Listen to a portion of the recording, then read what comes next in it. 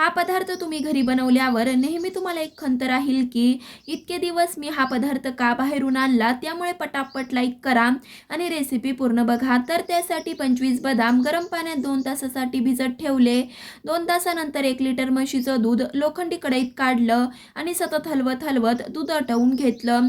जोपर्यंत दूध आटतंय तोपर्यंत बदामाचं सगळं साल काढलं, मिक्सरच्या भांड्यात काढले आणि आधी दुधाचा वापर न करता वाटून घेतलं। आता ह्यामध्ये 2 चमचे दूध घातलं आणि छान अशी पेस्ट बनवून घेतली। तोपर्यंत दूधही बरंचसं आटलंय।